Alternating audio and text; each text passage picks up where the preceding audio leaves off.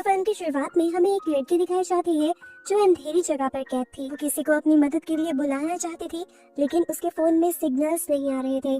कुछ देर में यहाँ पर किसी चीज के रेंगने की आवाज आती है और कोई ना दिखने वाली चीज उस लड़की को खींच कर यहाँ से ले जाती है और ये सीन यहीं पर कट हो जाता है।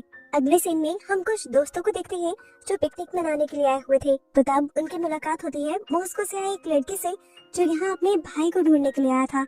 वो बताता है कि मेरा भाई एक आर्कियोलॉजिस्ट है और पास ही के एक इलाके में पुराने टेम्पल की तलाश में आया था अपने एक आर्कियोलॉजिस्ट साथी के साथ।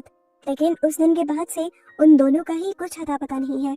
वो इनके ग्रुप को भी कहता है कि अगर आप लोग मेरे साथ वहाँ चलना चाहें तो जाया जा सकता है, लेकिन इस टाइम ये ग्रुप इनकार कर देता है। लेकिन सुबह होते ही इन सब का इरादा बदल जाता है और ये लोग डिसाइड करते हैं खुद भी उस टेम्पल को देखने का, जिसके बारे में आज तक इन्होंने सुना भी नहीं था।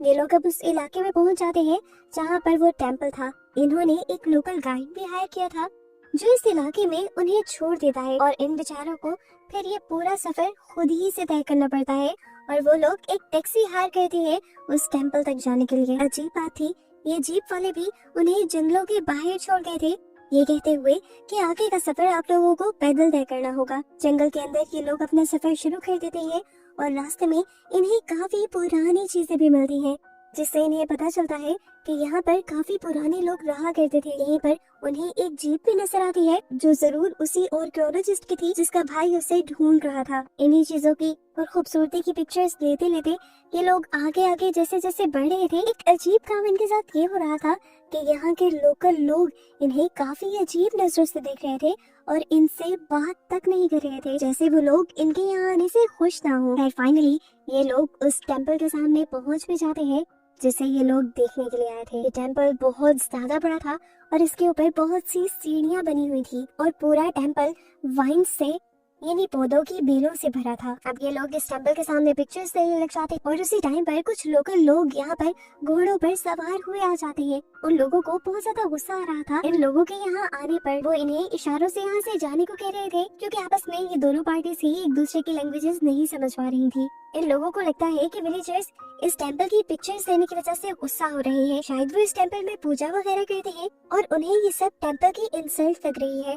ये लोग इसीलिए वो कैमरा वापस देने की भी कोशिश करते हैं और जैसे ही लड़का कैमरा देने के लिए उनके करीब जाता है तो विलेजर्स में से एक आदमी उसके ऊपर तीर से हमला करके उसे मार देता है। अब इनके ग्रुप के सभी लोग पैनिक हो चुके थे और पैनिक होकर ये लोग इस टेम्पल के ऊपर की तरफ भागने लग जाते हैं। जैसे ही ये लोग ऊपर चढ़े तो नीचे से लोगों ने उन्हें वार्न करना शुरू कर दिया कि आज के बाद नीचे मत आना। ये लोग देखते हैं कि टेम्पल के ऊपर 2 कैंप लगे हुए थे जो उन दोनों आर्कियोलॉजिस्ट के थे, पर अब इन दोनों कैंप्स में कोई भी नहीं था। ये लोग देखते हैं कि टेम्पल के ठीक ऊपर एक बहुत ही गहरा गड्ढा भी है। खैर ये लोग अभी यही सोच रहे थे कि वो दोनों आर्कियोलॉजिस्ट होंगे कहाँ कि तभी उन्हें गड्ढे में से किसी के फोन की आवाज आती है। मिथाई यानी वो लड़का जिसका भाई आर्कियोलॉजिस्ट था, उसको लगता है कि उसका भाई इसी गड्ढे में है, इसलिए वो गड्ढे के अंदर जाने का फैसला करता है। ये लोग मिठाई को एक रस्सी के साथ बांध देते हैं और उसके जरिए जैसे जैसे मिठाई को आहिस्ता आहिस्ता वो नीचे उतारने की कोशिश कर ही रहे थे तो तभी रस्सी टूट गई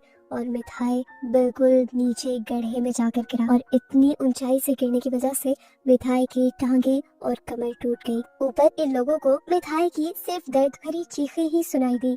पता नहीं किस हाल में था, ये जानने के लिए ये लोग एक नई रस्सी बांधते हैं पुली के साथ और स्टेसी को नीचे भेजते हैं। नीचे जाते हुए उसके हाथ में लाइट भी थी जिससे वो देखती है कि इस कुएं की सारी दीवारें अच्छी तरह उन्हीं वाइन्स ने कवर की हुई है, जिन वाइन्स के बेलों को ये लोग बाहर भी देख चुके हैं। इन्होंने जितनी बड़ी रस्सी लगाई थी उसने स्टेसी को काफी नीचे तक तो पहुंचा ही दिया था, पर फिर भी ये कुआं काफी गहरा था और उसे नीचे मैथ्यू तक आने के लिए जंप लगानी पड़ी, जिसकी वजह से उसके अपने भी घुटने में बहुत बुरी तरह से चोट आई।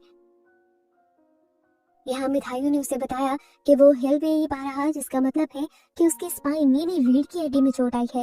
ये बात वो ऊपर भी बता देते हैं। फिलहाल इनके लिए इम्पोर्टेंट था मैथ्यू को ऊपर लेकर आना। ये लोग एक स्ट्रेचर बनाकर नीचे फेंकने का फैसला करते हैं, जबकि एमी जो कि एक मेडिकल स्टूडेंट थी वो इन सबको कहती है कि ऐसा मत करो, किसी की कमर में चोट हो और उसे इस तरह से मूव किया जाए तो ये बहुत खतरनाक साबित हो सकता है। वो बहुत ज्यादा परेशान थी, भागते हुए वो इस टेंपल से नीचे उतरती है और यहाँ के विलेजर्स से मदद मांगती है, लेकिन वो लोग गुस्से में उसी के ऊपर गन पॉइंट कर देते हैं। एमी बहुत ज्यादा इमोशनल हो रही थी, तो यहाँ उसका साथी उसे संभालने लग जाता है। यहाँ तक के रोते रोते एमी नीचे उन वाइन्स पर गिर जाती है और ये देखते हुए सभी विलेजर्स और भी ज्यादा डर जाते हैं। एमी को गुस्सा आ रहा था तो उसने यही वाइन्स तोड़कर सामने बच्चे पर फेंक दी और इसके बाद जो हुआ वो बहुत ही शॉकिंग था। गाँव के लोगों ने उस बच्चे को ही शूट करके मार दिया जिसके ऊपर वो वाइन्स गिरी थी, और यहाँ इन्हें अंदाजा हुआ कि गांव के लोग इन लोगों से गुस्सा नहीं है, वो असल में टेंपल्स पे आई इन वाइन्स से डरते हैं। एमी का साथी समझ गया था कि अब ये लोग एमी को भी इसी तरह मार देंगे क्योंकि वो भी वाइन्स पर गिरी थी,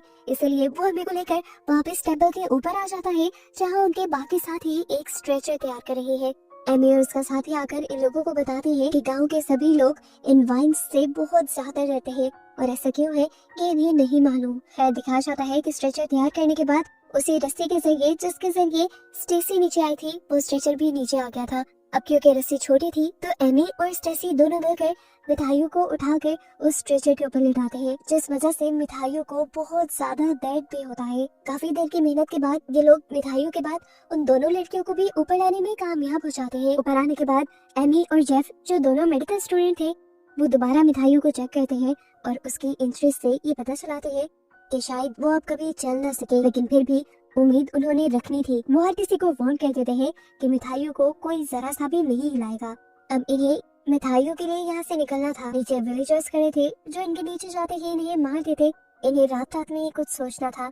एमी यहाँ पर आए पुराने आर्कियोलॉजिस्ट के बैग चेक करती है तो उन्हें जीप की चाबी मिल जाती है और यहाँ एक दूसरी लड़की को उन दोनों आर्कियोलॉजिस्ट की फ्लाइट की टिकट्स पे मिल जाती है जो अगले दिन के लिए बुक की गई थी। इस चीज से इन लोगों को होप मिलती है कि अगर कल कोई एयरलाइन पर नहीं जाता तो जरूर कोई ना कोई उन्हें ढूंढते हुए यहाँ आ ही जाएगा और इन सबको भी रेस्क्यू करके ले जाएगा। हम देखते हैं कि रात में एमी स्टेसी के घुटने के जख्म को ठीक करती है और साथ साथ रोते हुए ये भी कहती है कि ये सब कुछ मेरी वजह से ही हो रहा है, मुझे यहाँ आने के लिए जिद करनी ही नहीं चाहिए थी। फिर सुबह हो जाती है और दिखाया जाता है कि इन सबका एक साथ ही जब इसी होने के लिए वाइन्स के पास जाता है तो उसे वाइन्स के अंदर एक स्केलेटन दिखता है, इंसानी ढांचा, जिसे देखकर वो डर जाता है। जबकि स्टेसी भी जब सोकर उठती है तो वो बहुत ज्यादा पैनिक हुई थी। उसके चिल्लाने की आवाजें सुनकर सब लोग यहाँ पर आते हैं तो देखते हैं कि उसके जख्म में से वही वाइन्स निकल रही थी जो वाइन्स यहाँ टेबल में चारों तरफ फैली हुई है। ये लोग पहले ही उन वाइन्स को उठाते हुए साइड पर फेंक देते हैं, लेकिन इससे भी ज्यादा डिस्टर्ब कर देने वाली चीज ये थी कि वाइन्स अब उसकी चोट के और जिस्म के अंदर ग्रो कर रही थी। ये लोग उसकी चोट के करीब से तो उन वाइन्स को पकड़कर खींच लेते हैं, लेकिन स्टेसी कहती है कि मुझे अपने पेट के अंदर भी कुछ हिलता हुआ और चलता हुआ महसूस हो रहा है और यहाँ पर वो समझ आती है कि उसके साथ ऐसा क्यों हो रहा था। असल में ये प्लांट्स बहुत ही ज्यादा खतरनाक थे जो किसी भी इंसान या जानवर की जान तक ले सकते थे और उनके डीएनए के साथ जल्दी से बॉन्ड भी बना सकते थे। स्टेसी क्योंकि जब नीचे जा रही थी तो वो बहुत सारी वाइन्स से टकराई थी, तो उसे समझ आ गई कि वाइन्स के पोलन उसके कपड़ों पर गिर गए होंगे और उसके जिस्म पर लगते ही उन वाइन्स के पोलन्स ने उसकी बॉडी के डीएनए के साथ रिएक्ट करना शुरू कर दिया, जिसकी वजह से अब वो सारी वाइन्स उसकी बॉडी के अंदर ग्रो करने लगी थी। ये लोग अपनी टेंशन में ही थे कि यहाँ पर मिठाइयों भी दर्द से चिल्लाने लग जाता है। एमी जब उसके पास जाती है तो ये देखकर वो लोग शॉक रह जाते हैं कि मिठाइयों की भी दोनों टांगों को अच्छी तरह से उन वाइन्स ने अपनी लपेट में ले लिया था। जेफ उसकी मदद करने की कोशिश करता है, इन वाइन्स को उतारता है, लेकिन इन वाइन्स ने उसकी बॉडी को अंदर तक जख्मी कर दिया था और इतने गहरे जख्मों को साफ करना आसान नहीं था। इन्हीं सब के दौरान टेंपल के उस गड्ढे से इन्हें दोबारा फोन के रिंग करने की आवाज आती है। ये लोग दोबारा नीचे जाकर चेक करने का फैसला करते हैं और एमी और स्टेसी दोनों ही नीचे उतर आती हैं। फोन की आवाज का पीछा करते हुए ये लोग एक टनल के पास पहुंचे थे जो टनल पूरी तरह उन्हें वाइन्स से ढकी हुई थी।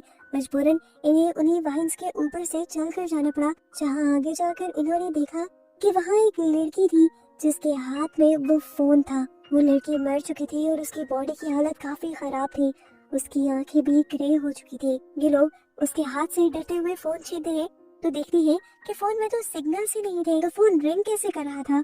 तब इन्हें रियलाइज होता है कि असल में ये फोन बेल नहीं कर रहा, बल्कि फोन जैसी आवाजें ये पौधे निकाल रही है। एमी हैरान होकर जैसे ही उन फूलों को टच करती है तो बहुत सारी वाइन्स एकदम से उसके हाथ को जकड़ लेती है। स्टेसी उसकी मदद करती है, उन वाइन्स को छुड़वा देती है और ये लोग जब यहाँ से भागकर बाहर निकलने की कोशिश करते हैं तो वाइन्स उनके सामने आकर उनका रास्ता रोकने लगी थी।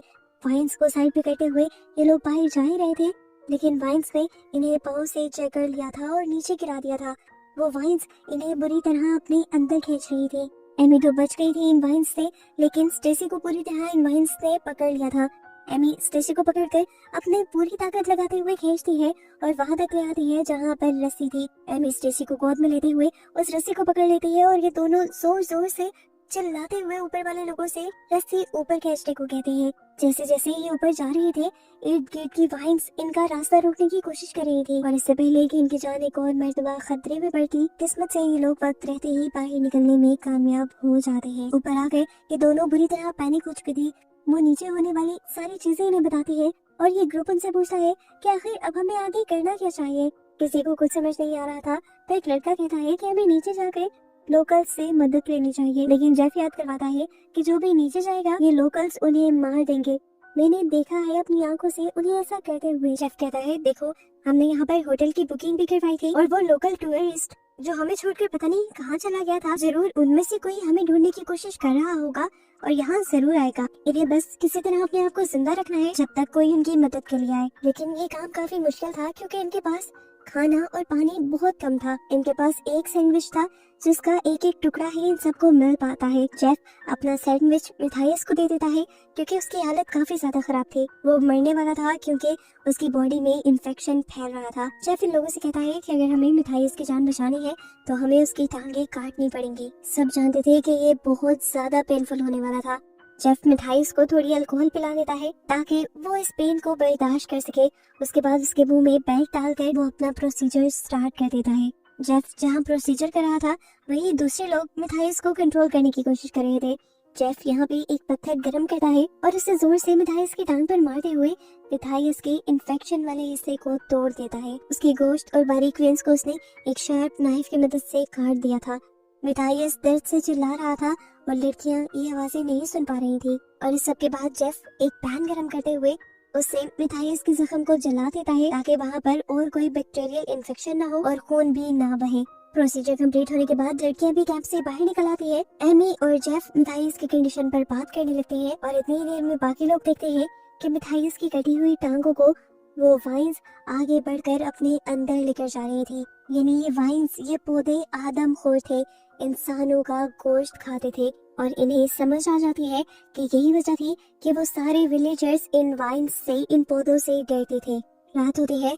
जेफ ये सोचते हुए नीचे जाता है कि वो यहाँ से भाग जाएगा, लेकिन जाकर देखता है कि गांव के लोग अभी भी उनके ऊपर नजर रखे हुए हैं। जेफ तो नीचे था, ऊपर स्टेसी बहुत ज्यादा रो रही थी जबकि एमी और दूसरा लड़का बाहर बैठे हुए थे। एमी भी रोते हुए दूसरे लड़के के कंधे पर सर रख देती है और इतनी ही देर में स्टेसी को अजीबोगरीब आवाजें सुनाई देने लगती है। वो इन आवाजों को गलत समझकर बाहर आ जाती है और एमी के ऊपर गुस्सा करना शुरू कर देती है, लेकिन कुछ ही देर में इन्हें समझ आ जाता है कि ये आवाजें भी पौधे ही निकाल रहे थे। इनका शोर सुनते हुए जेफ ऊपर आ जाता है तो स्टेसी उसे उसी की फ्रेंड के खिलाफ करने की कोशिश करती है। ये देखते हुए स्टेसी का हस्बैंड स्टेसी को डांटने लग जाता है और इस सारी लड़ाई के दौरान ये लोग ये नोटिस ही नहीं करते कि पीछे मिथाइस का क्या हाल था। वाइन्स ने पूरी तरह मिथाइस को जकड़ लिया था और वो अब नाक और मुंह के जरिए उसकी बॉडी के अंदर जा रही थी, यहाँ तक कि ये वाइन्स मिथाइस का दम घोट कर उसे मार भी देती है। जिस टाइम जेफ मिथाइस को नोटिस करता है तब तक काफी देर हो चुकी थी। जेफ मिथाइस की बॉडी से उन वाइन्स को बाहर निकालने की कोशिश तो करता है, लेकिन जल्द ही उसे एहसास हो जाता है कि मिथाइस मर चुका है। ये देखते हुए स्टेसी और भी ज्यादा पैनिक हो जाती है क्योंकि उसे पता था कि वाइन्स उसकी बॉडी के अंदर भी है और उसे ये बात कंफर्म हो जाती है कि अब जल्द ही वो भी मर जाएगी। वो यहाँ पर एक छुरी उठाते हुए कहती है कि मैं अपनी बॉडी को काट कर इन वाइन्स को अपनी बॉडी से बाहर निकाल दूंगी, लेकिन उसका साथी उसे ऐसे करने से मना करता है। लेकिन स्टेसी, जिसकी हालत काबू में थी ही नहीं, वो उसे भी अपने से दूर कर देती है। यहाँ तक तो सब ठीक ही था, सभी लोग स्टेसी को ही काम डाउन करने की कोशिश कर रहे थे, लेकिन फिर एक मोमेंट ऐसा भी आया कि इन सबको डरना पड़ा क्योंकि यहाँ वाइन्स के सभी फ्लावर्स बिल्कुल स्टेसी की ही आवाज में और स्टेसी की ही तरह बोलने लगे। उसके बोले हुए लफ्ज रिपीट करने लगे और इस तरह इन्हें अंदाजा हुआ कि इन वाइन्स के पास ब्रेन भी है जिसकी वजह से ये वाइन्स और उसके फ्लावर उन्हें मिमिक कर पा रहे हैं, उनकी नकल उतार पा रहे हैं। ऐसे ही सुबह हो जाती है। जेफ और एमी एक साथ बैठे होते हैं जब वो देखते हैं कि विलेजर्स आकर बहुत बड़ी क्वांटिटी में नमक को टेम्पल के इर्द गिर्द गिरा रहे थे ताकि ये वाइन्स आगे ना बढ़ पाए। जेफ एमी से कहता है कि ये एंशिएंट वाइन्स है, यानी बहुत ही सदियों पुरानी वाइन्स है और जेनेटिक डेवलपमेंट होने की वजह से इंसानों को खाने लगी है। इसी वजह से इंसान तो क्या, जानवर भी इन वाइन्स से दूर रहते हैं। वो लोग बातें ही कर रहे थे कि इनका दूसरा साथी कैंप से निकल कर आता है और इन्हें बताता है कि स्टेसी की हालत पहले से कहीं ज्यादा खराब हो गई है। ये लोग देखते हैं कि वाइन्स बहुत ही तेजी से उसकी टांग के अंदर ग्रो कर रही थी। जेफ छुरी लेता है और उसकी टांग को काट कर उन वाइन्स को निकालने की कोशिश करता है। तब स्टेसी कहती है कि मुझे ऐसा लग रहा है कि जैसे मेरे सर में भी कुछ हो, लेकिन ये लोग उसे कहते हैं ऐसा कुछ भी नहीं। थोड़ी देर बाद जब स्टेसी कुछ पीने लगती है तो इन्हें सचमुच में उसके सर में वाइन्स चलती हुई दिखाई देती है। सारे उसे अजीब तरीके से देख रहे थे, इसीलिए स्टेसी भी समझ गई कि खतरा इन वाइन्स को उसकी बॉडी के अंदर से निकालने के बाद भी नहीं टला। ये लोग सो जाते हैं और कुछ देर बाद जब ये लोग सोकर उठते हैं तो देखते हैं कि स्टेसी इन लोगों के पास नहीं थी। वो पहले से ही बाहर आ चुकी थी और जब वो बाहर आई थी तो उसको देखते ही इन वाइन्स ने उसकी आवाजें निकालना शुरू कर दी थी, जिसकी वजह से स्टेसी और भी ज्यादा डर गई थी और उसने अपनी पूरी बॉडी पर कट लगा लिए थे। जब तक ये लोग बाहर निकले तब तक उसके खून से यहाँ पर एक छोटी सी नदी बन गई थी। जेफ उसे रोकने के लिए करीब जाता है तो वो अपने चाकू से जेफ को दूर कर देती है और इस तरह जेफ का हाथ भी जख्मी हो जाता है। और जब उसका साथी उसे रोकने के लिए जाता है तो स्टेसी गलती से चाकू उसके सीने में स्टैब कर देती है और ऐसे इनका एक और साथी इन्हीं की आंखों के सामने मारा जाता है। उसके मरते ही ये वाइन्स उसकी बॉडी को जकड़ लेती है और खींचते हुए अपने अंदर ले जाती है। स्टेसी रो रही थी, वो एमी से कहती है प्लीज मुझे मार दो। एमी से प्यार करती है और कहती है नहीं, ऐसा कुछ नहीं होगा, तुम बच जाओगे। जेफ जो हकीकत जानता था कि स्टेसी बहुत ज्यादा दर्द में है, वो आखिर उसे मार ही देता है और उसके सारे दर्द से उसे आजाद कर देता है। जिसके बाद वो स्टेसी का खून लेकर एमी की पूरी बॉडी पर लगा देता है, उसे जीप की चाबियां देता है और कहता है कुछ भी हो जाए, चाहे मैं मर भी जाऊं, तुम रुकना मत। जेफ जानता था कि यहाँ से कोई एक ही बचकर जा सकता है, नहीं तो विलेजर्स सबको मार देंगे। उसने प्लान बनाया था कि वो एमी को मरा हुआ दिखाते हुए नीचे लेकर जाएगा और खुद विलेजर्स के सामने आ जाएगा। ऐसे विलेजर्स का ध्यान एमी से हट जाएगा और एमी भाग जाएगी। अपने प्लान को पूरा करने के लिए वो एमी को मरे हुए की तरह उठाकर टेंपल से नीचे ले आता है। उसे लिटाकर वो उसे आखिरी मर्तबा प्यार करता है और खुद इन सारे विलेजर्स के सामने चला जाता है। गांव के लोग उसे देखते ही उसके ऊपर बहुत सारे तेज से हमला कर देते हैं। जेफ बहुत ज्यादा जख्मी होकर दर्द में तड़पने लग जाता है और उसकी तड़प को देखते हुए यहाँ के लीडर उसके सर पर गोली मारते हुए उसे भी मार देते हैं और दर्द से आजाद कर देते हैं। और इसी सब चीजों का फायदा उठाते हुए एमी पीछे का रास्ता इस्तेमाल करते हुए जंगल से भाग जाती है। गांव वालों को ये पता चल गया था। गांव वालों ने उसे मारने के लिए पीछे से कई ज्यादा तीर के निशाने लगाए, लेकिन किस्मत से एमी सभी तीरों से बच गई। वो रुकी नहीं क्योंकि वो जानती थी कि अगर वो रुक गई तो मर जाएगी। ताकत खत्म होने के बावजूद वो तब तक भागती रही जब तक जीप नहीं आई उसके सामने। आखिर उसकी किस्मत उसका साथ दे भी देती है और ये जीप स्टार्ट हो जाती है, जिसे लेकर वो इस जंगल से बाहर चली जाती है रोते हुए। उसने यहाँ पर अपना बहुत कुछ खो दिया था, अपने दोस्त, अपना साथी, और अब वो अकेले जंगल से जा रही थी। लेकिन वो खुद भी खतरे से बाहर नहीं थी क्योंकि उसके सर पर भी वाइन का निशान नजर आ रहा था, जो इस चीज की निशानी था कि वाइन्स ने कहीं ना कहीं उसे भी इन्फेक्टेड किया था। मूवी के पोस्ट क्रेडिट सीन में हम दो और दोस्तों को इसी टेंपल के करीब देखते हैं जो इस टेंपल को देखने और इसकी हिस्ट्री पढ़ने के लिए आए थे, लेकिन वो नहीं जानते थे कि अब उनके साथ क्या होने वाला है। और बस इन दोनों को ही दिखाते हुए ये मूवी यहाँ पर खत्म हो जाती है।